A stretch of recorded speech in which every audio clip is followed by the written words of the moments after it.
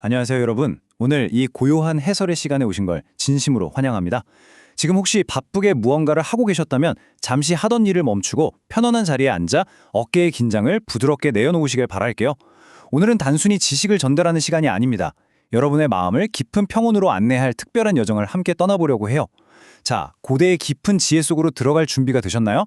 오늘 우리가 함께 음미해볼 텍스트는 인도의 고전 문헌인 비갸나 바이라바의 153번째 구절입니다. 화면에 보이는 아름다운 한국의 전통 민어가 참 고요하죠. 이 그림처럼 우리 마음도 오늘 이 시간을 통해 본연의 평화로운 상태를 되찾게 될 겁니다. 자, 시작하기 전에 다 같이 깊게 숨을 한번 들이마시고 천천히 내쉬어볼까요? 살다 보면 문득 참 고립되어 있다거나 단절되어 있다는 느낌을 받을 때가 있지 않으신가요? 나라는 존재가 이 거대한 세상 속에서 혹은 수많은 사람들 틈에서 덩그러니 홀로 떨어진 섬처럼 느껴지는 그런 순간들 말이에요. 사실 우리는 세상을 나와 세상, 주체와 객체로 철저하게 나누어 보는 이원론적인 습관에 아주 깊이 길들여져 있습니다. 그래서 끊임없이 밖으로 무언가를 쫓고 외부에서 의미를 찾으려 애쓰죠. 심지어 신이나 우주의 진리조차 내 밖에 어딘가에 따로 존재한다고 굳게 믿으면서요. 오늘 우리는 바로 그 분리되었다는 착각, 그 근원을 아주 부드럽게 바라보는 시간을 가질 겁니다. 네, 바로 분리의 환상, 이원론적 마음 넘어서기입니다. 이 환상을 깨뜨리기 위해 오늘 우리가 살펴볼 지혜 비갸나 바이라바 153송 고대의 깊은 깨달음으로 본격적으로 들어가 보겠습니다. 수천 년 전 명상가들이 남긴 아주 강력한 철학적 도구인데요. 먼저 산스크리트 원문을 한번 천천히 음미해 볼까요? 야이레 에바 부자테 드라비아 이스타르피아테 바 파라파라하 야스 차이바 부자카하 사르바하 사 에바이카하 그바 부자남. 어떠신가요? 당장 이 문자의 뜻을 완벽하게 이해하지 못하셔도 전혀 괜찮습니다. 수천 년 동안 수많은 구도자들이 읊조렸을 이 소리의 파동 자체가 우리 내면 깊은 곳을 두드리고 굳어있던 마음의 경계를 부드럽게 풀어주니까요.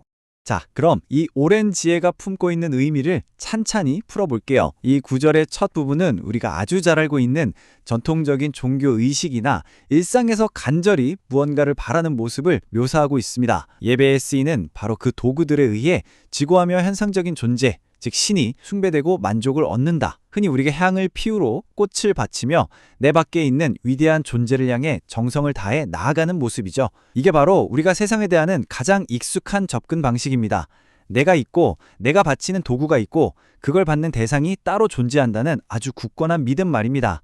그런데 바로 이 다음 구절에서 지혜의 빛이 번뜩입니다. 우리의 익숙한 세계관을 완전히 뒤집어 버리거든요. 예배를 드리는 자 또한 결국 그 전체와 하나이니. 여러분, 이 부분이 정말 핵심입니다. 무언가를 바치면서 늘 바깥으로만 향하던 여러분이 사실은 여러분이 그토록 다가가고자 했던 그 위대한 전체와 똑같은 존재라는 엄청난 선언인 겁니다.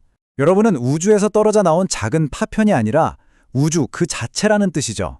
셋이 아닌 하나, 예배의 요소를 해체하다 계속해서 이어가 보겠습니다.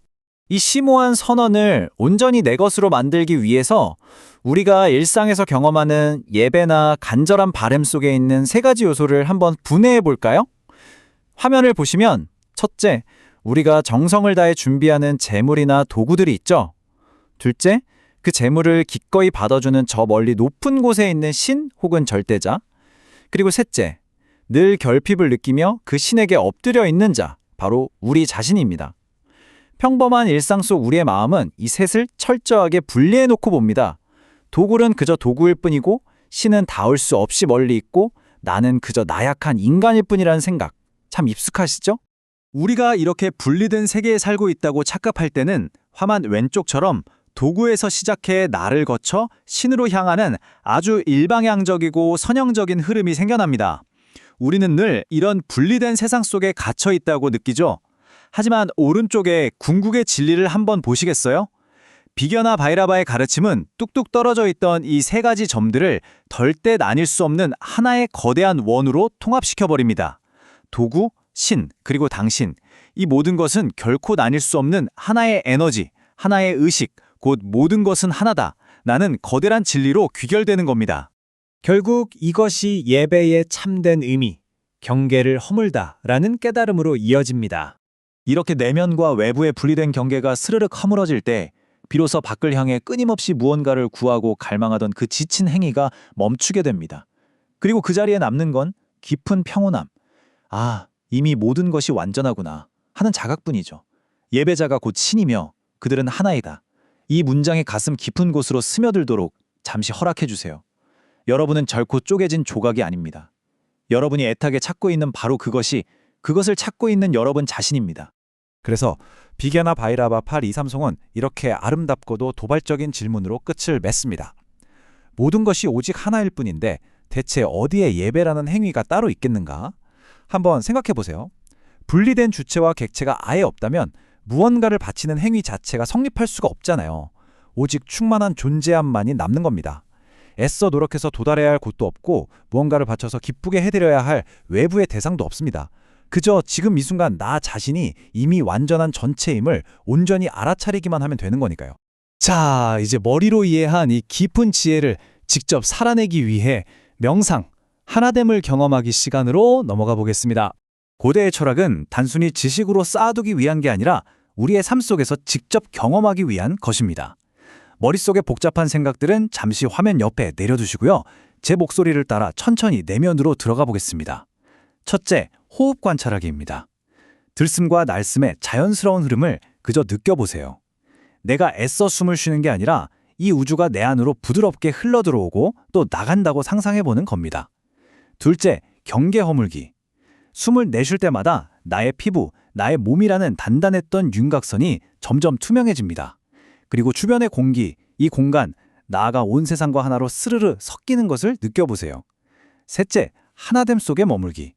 나와 세상, 예배하는 자와 신의 구분이 완전히 사라진 그 텅 빈 충만함 속에 그저 고요하게 머물러 봅니다.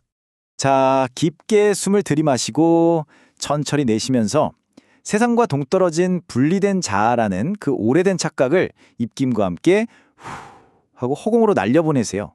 여러분은 결코 부족한 존재가 아니며 단 한순간도 우주와 단절된 적이 없습니다. 지금 뛰고 있는 우주의 맥박이 바로 여러분의 심장박동이고 여러분 내면의 깊은 평온함이 곧 이 세상의 평화입니다. 이원론적인 마음이 만들어냈던 불안과 결핍은 지금 이 숨결과 함께 다 흘려보내시고 그저 편안하게 이 순간의 원전함을 있는 그대로 누리시길 바랍니다. 어느덧 깊었던 우리의 명상 가이드를 서서히 마무리할 시간이네요. 화면에 떠 있는 이 강력하고 아름다운 한 문장을 마음의 눈으로 다시 한번 깊이 새겨주셨으면 좋겠습니다. 예배하는 자 또한 전체이다. 오늘 이 시간을 마치고 눈을 떠서 다시 일상으로 돌아가실 때 이 질문을 스스로에게 한번 던져보세요. 만약 내가 늘 결핍을 느끼는 작은 조각이 아니라 이미 완벽하고 경이로운 우주 그 자체라면 오늘 나의 삶과 내가 사람들을 대하는 방식은 과연 어떻게 달라질까요? 여러분의 매일에 이 깊은 하나됨의 감각이 늘 깃들기를 바랍니다. 온전하게 존재하십시오. 오늘 해설에 함께해 주셔서 진심으로 감사합니다.